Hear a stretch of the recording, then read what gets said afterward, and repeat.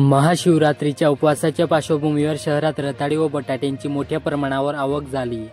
गेल्या वर्षीच्या तुलनेत रताळींची आवक दुपटीने वाढून देखील मागणी आणि भाव चांगले मिळत आहे। त्यामुळे रताळ उत्पादक शेतकरी समाधान व्यक्त करीत आहे।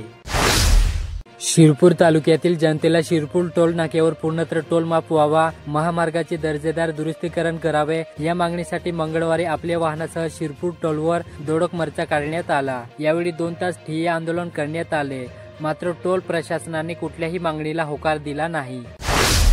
राज्यातील मोठ्या शहरांच्या पाठोपाठ आता धुळे शहरात जीबीएस आजारांच्या रुग्णांमध्ये वाढ होत आहे। सध्या स्थितीत भाऊसाहेब हिरे वैद्यकीय महाविद्यालयात 9 रुग्ण उपचार घेत असून 2 रुग्णांची प्रकृती चिंताजनक असल्याची माहिती अधिकृत सूत्रांकडून देण्यात आली।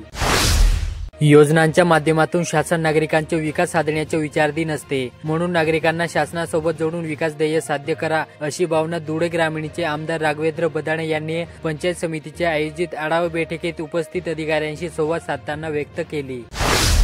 ग्रामीण भागातील शेतातील विहिरीमधील पाण्याची मोटर चोरी करून विक्रीसह खरेदी करणाऱ्या दोघांना धुळे तालुका पोलिसांनी ताब्यात घेतले। याशिवाय 45,000 रुपये किमतीच्या 5 मोटारी जप्त केल्या। या प्रकरणी तालुका पोलिसात दोघांविरुद्ध गुन्हा दाखल करण्यात आला। शासनाच्या महसूल थकविल्याप्रकरणी महसूल विभागाने थकबाकी असणारे मोबाईल टावरला सील करण्याची मोहीम शिरपूर तहसील कार्यालयाने सुरू केली। त्यानुसार शिरपूर तालुक्यातील मौजे अर्थे इथे इट्स व आयडिया कंपनीचे टावर सील करण्यात आले। पिंपळनेर येथील 1976च्या न्यू इंग्लिश स्कूलच्या 10वीच्या वर्गातील वर्गमित्र मैत्रिणीच्या 2 दिवस स्नेह मेळावा मोठ्या उत्साहात संपन्न झाला। यावर्षी केळींना चांगला दर मिळत असल्यामुळे ईदवे परिसरातील शेतकऱ्यांमध्ये आनंदाचे वातावरण आहे। शिधापत्रिकाधारकांना 28 फेब्रुवारीपर्यंत ई-केवायसी करून घेणे शासनाने बंधनकारक केले। शिधापत्रिकेमधील व्यक्तींची मुदतीत ई-केवायसी न झाल्यास शिधापत्रिकेमधून नाव वगळण्यात येणार असून धान्य बंद होणार। त्यामुळे दिलेल्या मुदतीमध्ये ई-केवायसी प्रक्रिया पूर्ण करून घेणे गरजेचे राहणार आहे। शिरपूर शहरातील करमवीर व्यंकटराव रणधीर सीबीएसई स्कूलच्या मैदानावर स्टुडंट स्पोर्ट्स असोसिएशन महाराष्ट्र राज्य अंतर्गत 2 दिवसीय राज्यस्तरीय व्हॉलीबॉल आणि बास्केटबॉल क्रीडा स्पर्धेत वर्धा व पूर्ण संघ विजेता ठरला।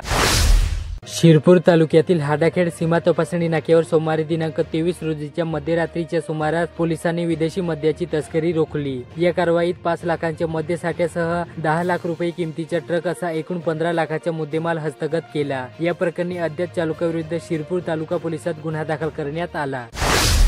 सोनगीर येथील जोशाबा सांस्कृतिक क्रीडा मंडळातर्फे दिव्यांग बांधवांना सेन्सर इलेक्ट्रॉनिक काठीचे वाटप करण्यात आले। साक्री तालुक्यात ग्रामीण भागात साफसफाईच्या अभावामुळे डासांचे प्रमाण मोठ्या प्रमाणात वाढले असून आरोग्याचा प्रश्न ऐरणीवर आला। ग्रामपंचायतीने फवारणी करून स्वच्छता मोहीम राबवावी अशी मागणी नागरिकांनी केली। ग्रामीण भागातील अनेक रस्त्यावर दिशादर्शक व अंतरफलकच नाही, त्यामुळे नव्याने येणाऱ्या जाणाऱ्यांची गैरसोय होत आहे। या रस्त्यावर संबंधित विभागाने त्वरित फलक लावावेत अशी मागणी होत आहे।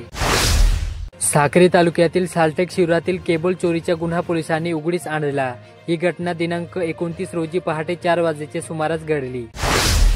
सध्या विविध सण उत्सव साजरे होणार आहेत। हे उत्सव लक्षात घेता सोशल मीडियावर कोणतेही चुकीचे संदेश, धार्मिक व सामाजिक थेट निर्माण करणारे संदेश व्हायरल करू नयेत असे आवाहन प्रशासनाकडून करण्यात येत आहे। तसेच चुकीचे संदेश व्हायरल झाल्यास संबंधितांवर कारवाई करण्यात येईल असेही कळवले आहे। महिंदळे शिवारातील पेट्रोल पंपापासून सुरत बायपास सर्कल पर्यंत जाणारे रस्ता रुंदीकरणाचे काम लोकसभा व विधानसभा निवडणुकीच्या आचारसंहितेमुळे थांबले होते। या कामाला सध्या सुरुवात झाल्याने वाहतुकीला अडचणी येत आहे। सार्वजनिक बांधकाम विभाग व जिल्हा प्रशासनाने तातडीने प्रश्न सोडवावे अशी मागणी स्थानिक नागरिकांकडून केली जात आहे।